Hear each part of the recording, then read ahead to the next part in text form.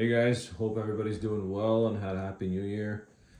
First of all, I'd like to apologize. I haven't posted any videos since I know it's been a few months now, but life and work kind of got in the way, and had to take some trips and some time off due to some personal things. And yeah, just got back now. I thought I would do a little video for you guys on the economizer board for these units here, to help you guys out. Whoever is out there working on one of these might need some find some of this information a little useful.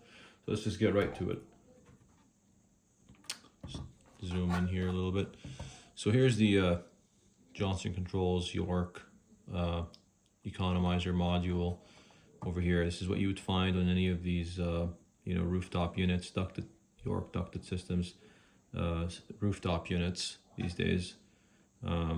This is not your typical economizer board like your Honeywell Jade controller. No settings are really done through this board. Everything is done through the main board. This is more like an add-on board that you would add on if you're field installing an economizer, or you just have it in the economizer if it's factory installed. So let's just go over the terminals here in the top.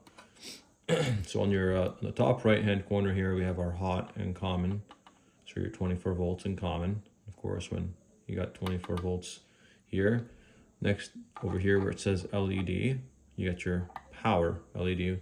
By the way, the LEDs are just in the back over here. So your power LED should be on. That's just a green LED. It'll be steady on whenever you have 24 volts coming to this board. The next one is your fault LED. It's a red LED, and it will be on whenever you have a fault condition. We'll talk about that in a little bit. And the SA bus is a flickering green LED. When it is flickering, usually it means when it's flickering, it means that you have communication on the SA bus between this board and the main board that's back there. That's your main board. They have to communicate with each other to communicate information back and forth. So whenever this light is flickering, that means you have communication on the SA bus. Now, over here on your analog outputs, where it says common, econ, and 24 volts, okay? This is three wires over here, okay? And then you got one more over here that says eco FB, okay? Which stands for economizer feedback. That's a 4-wire harness that's gonna go to your actuator, okay? Now the red and black, okay, the red wire is usually your 24 volts, your black wire is usually your common, so that's what's going to give power to your actuator.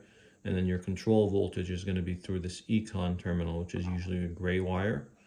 That's a 2 to 10 volt DC signal to your actuator to, that's control voltage for positioning of the actuator.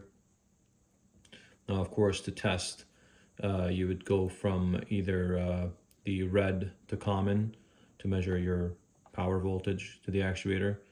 That would be voltage AC, and then econ to the common terminal to measure your voltage DC, to measure your control voltage. So if you're asking for 100% minimum position, of course, your board has to be in the occupied mode, and you should have the fan running, or the heating or the cooling running, okay? And then you should see 10 volts DC between econ and common to bring your actuator to open to 100%. All right, and now your eco FB, that's just an economizer feedback. Your actuator will actually feed back 10 volts DC, telling the economizer board, okay, now I'm open to 10 volts DC, now I'm open to 100%. So the board knows that now it's the actuator, the actual positioning of the actuator. All right, now the SA bus, as we said earlier, that's just a 3-pin harness that's connected between the economizer board and the main board. Okay, that's just providing communication. I make sure it's always connected, firmly connected, so that way you don't have any faults. Okay, now to talk about the faults, okay, there's 3 different conditions here. You could have the fault light could be on due to a couple of different reasons.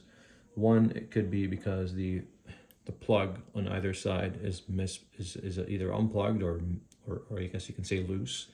The second reason it could be because the firmware version on this board and the firmware version on the main board are not identical, not the same.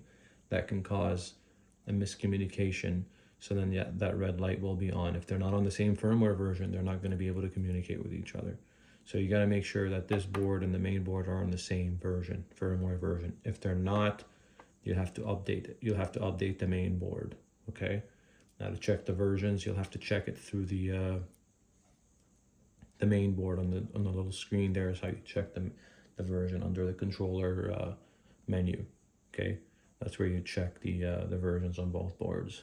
Now the third option, the third reason why the LED could be on is just because you have a bad economizer board, and at that point you'll have to change the economizer board. Okay. Now, just kind of going over the rest of these terminals here. A lot of them are pretty straightforward, but I'll go over them anyways. For example, down here you have your outdoor air humidity sensor, your supply air humidity sensor. Now your return air humidity sensor is actually going to be on your main board. Okay, the reason why it's there is because a lot of times there you got units with reheat capability and they need that return air humidity sensor installed. So then they'll just run it from the return air to the main board. It's actually on the main board, just to let you guys know. It's not here, it's on the main board, the return air humidity sensor. Now you got your indoor air quality, so CO2, and then your outdoor air quality. You got your building pressure sensor, you know, and then you got your exhaust fan, your fresh air damper. You got your exhaust fan. If you have you can have an exhaust fan with just a contactor, or you can have an exhaust fan with a VFD. Okay, and then you also have an exhaust fan VFD fault terminal here. It's a feedback from the exhaust fan VFD if it is in a fault condition. Okay, so these are obviously less common things that you'll see out there. They're more likely to be seen on bigger units, or I guess you can say more like special applications where they require certain things. But your typical rooftop will probably just have like maybe just an outdoor air humidity sensor and you know, your actuator. Maybe you might even have an air quality sensor, but yeah, typically you'll just have to worry about those and your actuator. Yeah, that's about it really. If anybody has any questions about these, please leave a comment in the section below, and I'll try my best to get back to you as soon as I can and answer your question.